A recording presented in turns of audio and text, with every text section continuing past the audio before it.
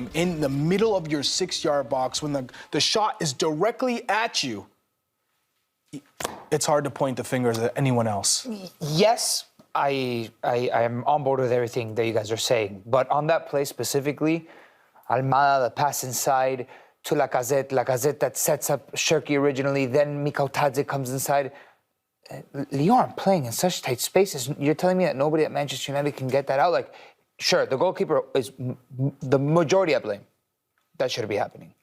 But look at how precise Lyon are able to be at the edge of the box. United are welcoming so much pressure at the end of the game. They want to conserve their 2-1 lead. Nico, I understand what you're saying, but the thing is, with that whole back and forth of what he said at the start with Matic, the magnifying glass is going to be on him. Yeah, and absolutely. that's what's going to happen. Do you think it got into his head in any way? Just for reference as well, by the way, if you didn't see it, Nemanja Matic did say he's one of the worst goalkeepers in Manchester United history. We talked about the quote before the match, obviously.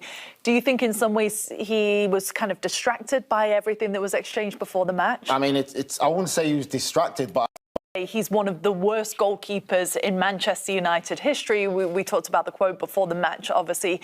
Do you think in some ways he was kind of distracted by everything that was exchanged before the match? I mean, I wouldn't say he was distracted, but I think that did areas that were pretty much world-class all the way. Yeah, but the keepers were great themselves. Since the keepers were great, but the centre-back defending, like what Nico brings there, Lyon wouldn't be getting the ball like that. What centre back do you need for that first goal? What centre back do you need? What back line do you need to prevent that first goal? For that first one, yes, you can't defend him on that first little one there, but that's again because of the wall works. I think the point is, statistically, the teams there before Onana were way better. You could look at this Manchester United team, and I think in any position other than Bruno, you could say Højlund is probably the worst 9 that Manchester United have had in modern history. You can look at this. Casemiro is probably the worst holding midfielder Manchester United have had in recent history. I think you could go down the line and make strong arguments for a lot of these players just because the team is so poor. Look at their position on the table. The larger sample size points at this Manchester United team being the worst Manchester United team in the last 20 years or something, right? So it's like a cheap shot for Matic. Like I get what both of you are saying, but yeah, of course, statistically, Onana, it's not great. Shots were fired, and he decided to clap back in that tweet. Right, because he could have been like he didn't need that last moment in the tweet where he said at least I won trophies with Manchester United when Matic never won anything when he was at Manchester United, and he didn't respond. He didn't respond in the game. Yeah, I mean, look, this is enough time to see it. That's why I say it's hard to defend him there. You're expecting your goalkeeper. Look, he tries to push it away. There's no one in front of him. He didn't even have to go to the ground. He could have just slid over. And now this is the one there. You're scrapping. Okay, a lot of bodies there. But it comes direct at him. I mean, it's not just a one-off as well. You can even see with the stat there, 9 errors leading to goals since the start of last season. That's the most of any Premier League keeper. Is there an argument to be made, Charlie, that Ruben Amorim has to look at this and assess other options for that position? It's not just here. We're talking about the full season. And Onana has come up with a number of mistakes. I know he's a great keeper. In times when he is fit and in form, we've seen him make great saves. Who's the backup goalkeeper for Manchester United? I bet you have no idea. No, Altay Bayindir. Yes, I do. The Turkish kid that's played. He played in the Carabao Cup. Yeah. Rarely. You think he's ready? Tottenham. I mean, he might be. He's looked good when he's played. But this guy has had more experience. It would be a bold call by Ruben Amorim, given everything that's happening. If you're suggesting that he gets dropped... Let's just give balance to this context. Let's give balance to this. You got to wait till the summer to make a move. Okay, let me just say this. So you wouldn't do it for the return leg? There's no other option, but in Onana's slight defence, if the attacking players at Manchester United were actually doing a job and putting the ball into the back of the net, we wouldn't be talking about this. So let's just say how poor they've been up the front. It's sad for Onana that he's been the one that's making the mistakes, but they've been very poor up front in the front. It looked like they were going to leave with a win, which would have been massive because Xerxes, the way he celebrated the goal and everybody celebrated with them.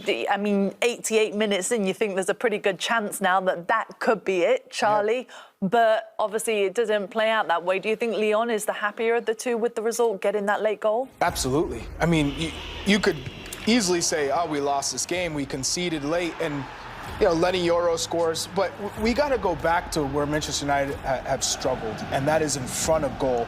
Højlund is not the guy to take Manchester United to the promised land, back to glory days. He's just not. And he scuffed the one opportunity that was a perfect ball from Dorgu in the middle of the beginning of this match. We progress to the second half. They makes the substitution, and Xerxes, at least he starts to create something. He gives you a little bit more on the ball than what a Højlund does.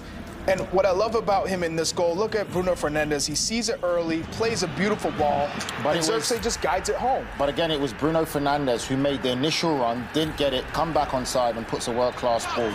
This, for me, 87 minutes, we talk about maturity. Manchester United should see this game out. It's 100%. A European competition. You're away from home. You can go back to Old Trafford with a 2-1 lead. This is when leadership comes into question in this Manchester United side. See the game out. You cannot concede a goal of that caliber to make it 2-2, to go back to Old Trafford now, and now the pressure's on you. It's all to play for at Old Trafford. Manchester United need to win at home. It sounds simple. This is a good result for Manchester United. I think it is. Just emotionally, when you had the lead, when you concede so late, Lyon is suddenly filled with hope. It would have been dire to have to go to Old Trafford and overturn a deficit. Now it's one game. You need to win away if you're Lyon. If you're Manchester United, you need to win at home. It's an even contest. I would say it's an okay result. I wouldn't say it's a good result, because for Man United, and when you're playing these two ties in European competition, when you're told... It's not a good result, Nigel. You're 2-1 up in 87 minutes. But see the game out. In the end, you got a point on the road. It's not a point. You got to draw yourself, and you're playing away from home. So now the onus is on you at home. It's a dream That's scenario. That's not what you want. That's the thing. You want the onus to be on them at home to take risks, to come and score goals. I think it's in the fashion what they did the fashion of the manner is not good enough. That's psychologically. In two-leg ties in Europe, we get told if you get a lead away from home, no matter who you're playing in European competition, you get a lead and you can win a game with 3 minutes to go. You see the game out. You put your foot through it. You be tough to beat. You don't let them get an equaliser in the last kick of the game on paper, and go back home. No. Before kickoff, you say United walks away here with a 2-2 draw. I think you say... Before kickoff, yes. I think you say that's a good result. Good. But again, it goes to the whole psychology of the whole thing. It's another late goal to concede. Manchester United, with all the drama going on. But if you can't win at home, you don't deserve to go to the semi-final. Charlie, what about Rasmus Højlund? 100%. Because you mentioned him, obviously, and you don't have a good outlook on him and his future with Manchester United. Here's just some of his moments today and the chances that he did, or I suppose didn't create in the end. Well, one, his confidence isn't there. That we can all agree on that. But look, he makes the right movement to get into the space. But if you're going to go with your left foot to go backwards, you have to connect with it. He doesn't. He hits it with the heel, and dribbling is not his. That's not his expertise. That's not his strength. Dribbling with the ball, running at defenders. When I think of Manchester United great strikers of the past, Nigel, think about players who were the presence of either holding up the ball was a super strength and connecting and bringing players in, finishers, movement off the ball. You're not getting that from him. And then Garnacho, this is another player. The ball here is to Xerxes to play to his right foot, not Bruno Fernandes into space. And look at the ball's off, the timing. So Garnacho is another player who you want more from. Bruno Fernandes, this is a set piece. Terrible. You didn't give your team an opportunity. It's the but you second can't. minute. Bruno can make mistakes. Pass. And again, this is a great opportunity for Garnacho. These are the big moments. So this is what we're talking about, the lack of quality that we're seeing from Manchester United in the attacking third. And yes, Højlund, for me, low in confidence, not doing the business. But if your striker's not doing it, past teams before, they share the goals. The teams that Man United are competing against now, there's more than just one specific striker. What did you say about the free kick from Bruno? Obviously, you want Bruno to hit that on target and make something out of that. But out of all, give your team a chance. 100%.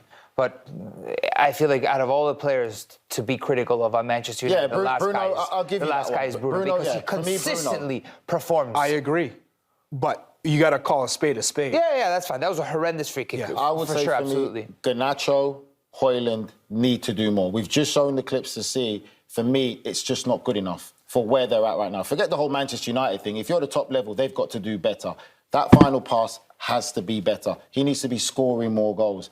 Højlund, for me, is a player that just looks like he's lost complete confidence. It looks like he no fish out of water. I don't know what the Manchester United sporting director saw in this player at Atalanta, and I'm looking at the magic that the Atalanta sporting directors pulled off. I'm ready to give them my portfolio and handle it and make some money out of that, because how did they sell Højlund to Manchester United and for that type of money.